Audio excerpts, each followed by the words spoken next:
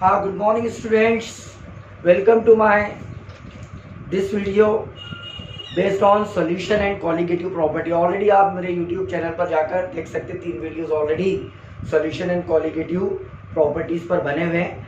आज हम जो स्टार्ट करने वाले हैं वो स्टार्ट करने वाले हैं कि जो ऑलरेडी हमने सॉल्यूशन एंड कॉलिगेटिव प्रॉपर्टीज़ का लेसन लिया था, उस सॉल्यूशन एंड कॉलिगेटिव प्रॉपर्टीज़ में हमने इसके पहले के जो क्लास है उस क्लास में मैंने आपको बताया था कि किसी भी सॉल्यूशन का कॉन्सेंट्रेशन एक्सप्रेस करने के लिए ways to express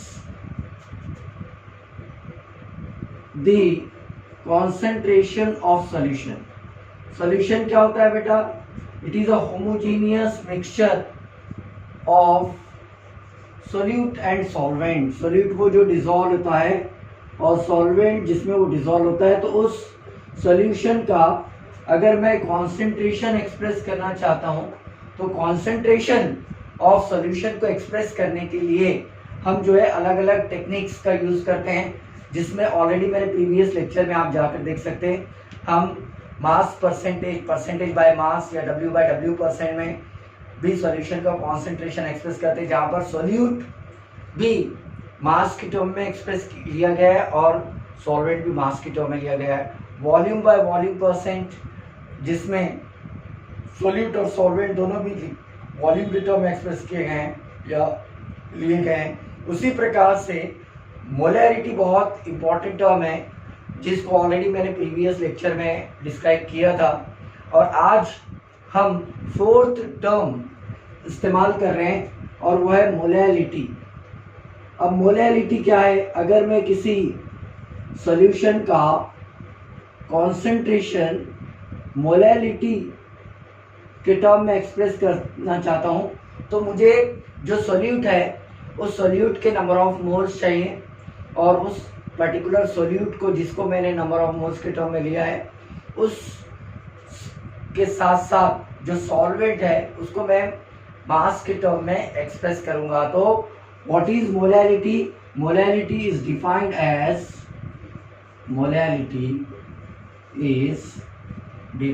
as number of moles of solute, number of moles of solute, जिसको मैं N2 से बताऊंगा, प्रेजेंट और dissolve in 1 kg of solvent. यानी यहां पर अगर मैंने जो भी सोल्यूट के नंबर ऑफ मोल्स लिया, उस सोल्यूट के नंबर ऑफ मोल्स लेने के बाद उसको 1 kg सॉल्वेंट में अगर डिजॉल्व कर दिया, तो वो जो वे है to express the concentration of solution, उसको हम बोलेंगे मोलैलिटी, जिसको हम स्मॉल m से डिनोट करेंगे। अब यहाँ पर number of moles of solute कैसे निकालते हैं? आपने मोल कॉन्सेप्ट में पढ़ा है कि अगर किसी भी सोल्यूट के, अगर वो कंपाउंड या मॉलिक्यूल है, नंबर ऑफ मोल्स निकालना है यानी N2 निकालने का है, तो मैं इसको मैथमेटिकली 2 चीज़ों की मदद से कैलकुलेट करता हूँ कि मुझे मास ऑफ सोल्यूट चाहिए डिवाइडेड बाय उसका जो मॉलिक्यूलर मास है वो चाहिए। तो number of moles of solute निकालने के लिए मुझे मास, मैं इसको W2 से बता दूंगा, और मॉलिक्यूलर मास ऑफ सोल्यूट को कैपिटल M2 से बताऊंगा, क्योंकि हर बुक्स में अलग अलग सिंबल है। तो आप हमारे चैप्टर में जो भी हम पढ़े सिंबल हमने फिक्स कर लिए कि मास ऑफ सोल्यूट को हम हमेशा W2 से बताएंगे और मॉलिक्यूलर मास ऑफ सोल्यूट को M2 से बताएंगे। Okay, don't be confuse.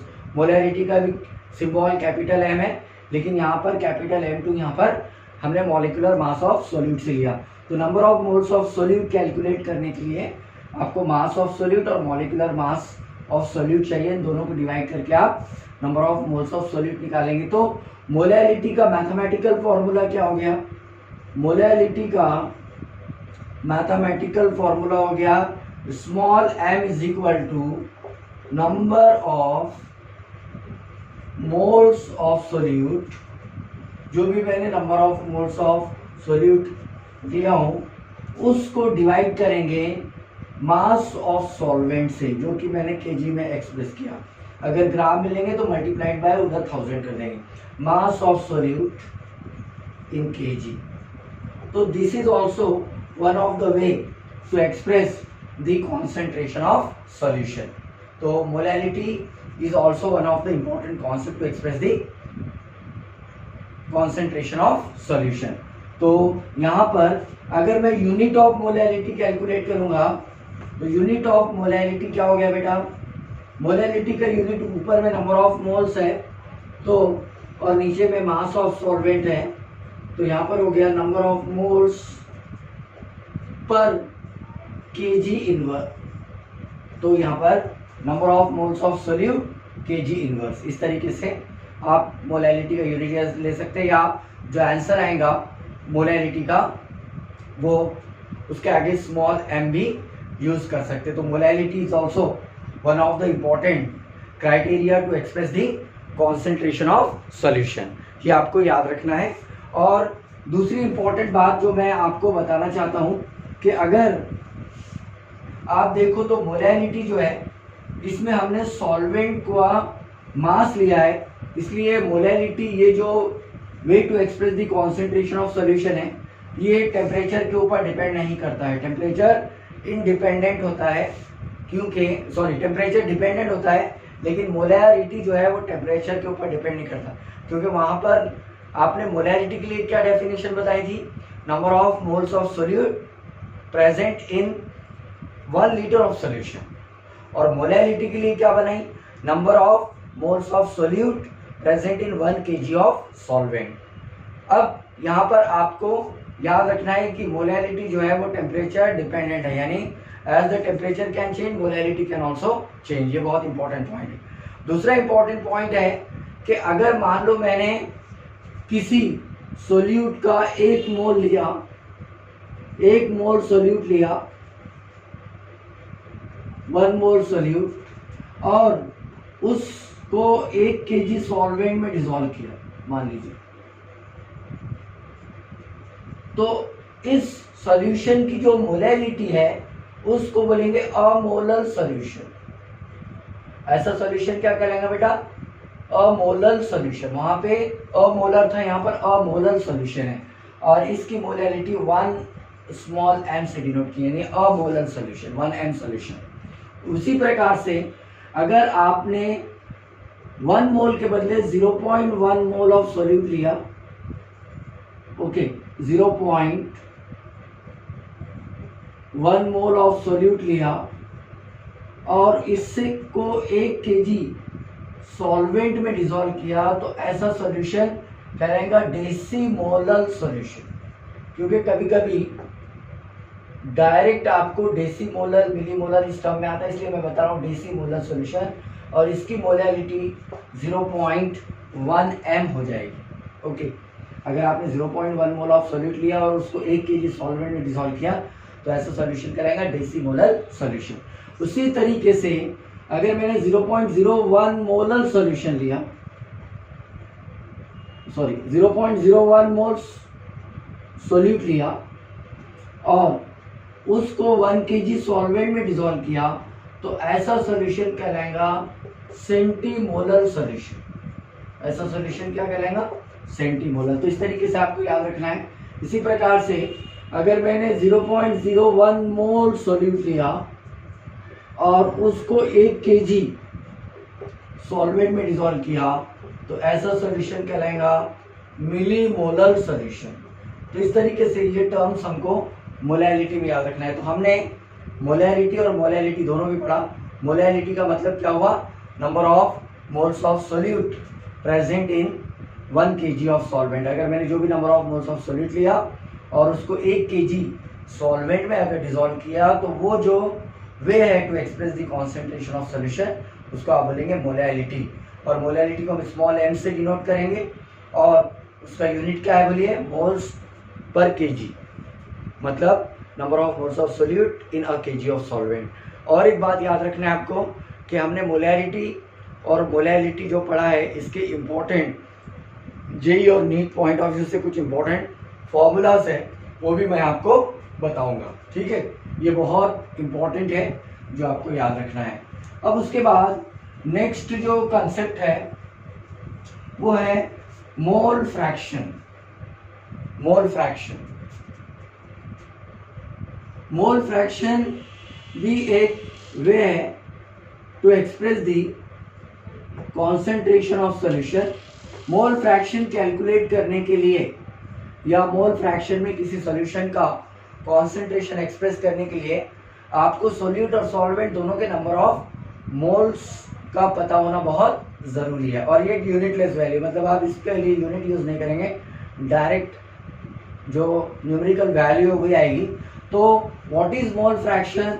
Mole fraction is nothing but the number of moles of a given component, कोई भी, whether it may be solute और सॉल्वेंट। अगर मैंने उसके number of moles of given component लिया सॉल्यूशन के, whether it may be solute और solvent, to the ratio किया, डिवाइड किया to the total number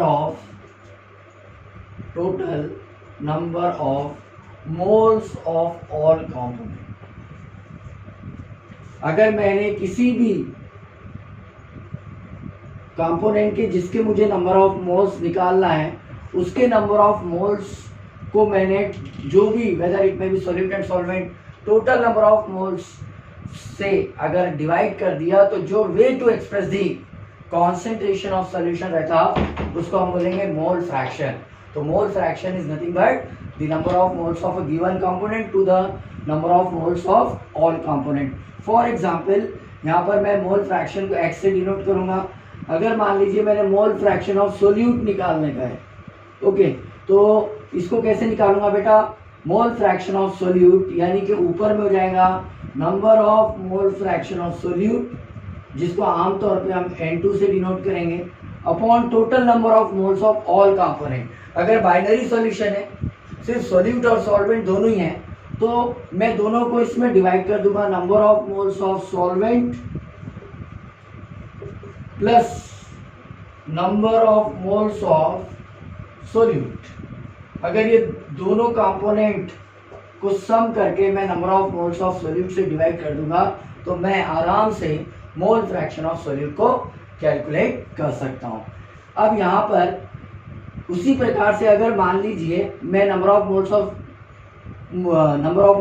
fraction of solute को x2 से बता रहा हूँ, मोल फ्रैक्शन ऑफ सॉल्वेंट x1, अगर मैं किसी कंपोनेंट के लिए जो कि सॉल्वेंट है उसके मोल फ्रैक्शन अगर कैलकुलेट करना चाहता हूँ तो मैं x1 इज इक्वल टू क्या करूंगा बेटा? N1 यानी number of moles of solvent to the total number of moles of all components. All component में कौन हो गया? सोल्यूट एंड सॉल्वेंट अगर बाइनरी है, और एक से ज्यादा है तो भी आप N1 plus N2 plus N3 ले सकते हैं, जिसके भी number of moles calculate, mole fraction calculate करें उससे। तो यहाँ पर हो जाएगा N1 यानी number of moles of solvent plus N2 यानी number of moles of solute. तो इस तरीके से हम किसी भी सॉल्यूशन का अगर कॉन्सेंट्रेशन मोल फ्रैक्शन के टर्म में एक्सप्रेस करते हैं तो इसका मतलब ये हो रहा है कि आपको उनके नंबर ऑफ मोल्स पता होना बहुत ज़रूरी है। अब नंबर ऑफ मोल्स कैसे निकालेंगे आप? तो ये मैंने ऑलरेडी इसके प्रीवियस लेक्चर में बताया। अगर मान लीजिए N1 यानी सॉल्वेंट है तो उसके मोल फ्रैक्शन निकालने के लिए mass of solvent upon its molecular mass यानी W1 अपॉन M1। और अगर number of moles of solute निकालने का है तो उसके कैसे निकालेंगे? W2 upon M2।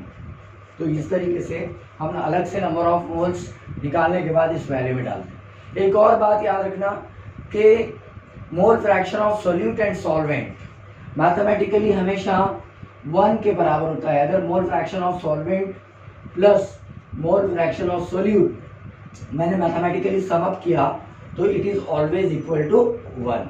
तो ये वाला फॉर्मूला भी आपको याद रखना बहुत जरूरी है, ठीक है? तो ये याद रखेंगे आप। तो इस तरीके से हमने मतलब अलग अलग वेज पढ़े to express the concentration of solution. मैं फटाफट 5 मिनट में आपका रिवीजन ले लेता हूँ कि किसी भी सॉल्यूशन का अगर कॉन्सेंट्रेशन एक्सप्रेस करने का है तो किसी भी सॉल्यूशन का कॉन्सेंट्रेशन एक्सप्रेस करने के लिए जो हमने अभी फ़िलहाल अभी तक के लेक्चर्स में टर्म्स लिए, वेज टू एक्सप्रेस दी, और भी मैं पढ़ाऊंगा अभी अगले लेक्चर में, आपको देखना है express the concentration of solution. अगर किसी भी सॉल्यूशन में का अगर मैं कॉन्सेंट्रेशन एक्सप्रेस करना चाहता हूँ तो जो हमने प्रीवियस और अभी के लेक्चर में टर्म्स पढ़े वो टर्म्स हम एक बार लिखते हैं। नंबर 1 W/W%, इसको weight by weight percent of solute in solution, या मास परसेंटेज या मास बाय मास परसेंट बोल सकते हैं। इसमें सोल्यूट और सॉल्वेंट दोनों भी मास की टर्म में लिया और परसेंटेज की टर्म एक्सप्रेस करना है। दूसरी टर्म हमने क्या पढ़े बेटा, V/V%, volume by volume percent of solute in solution.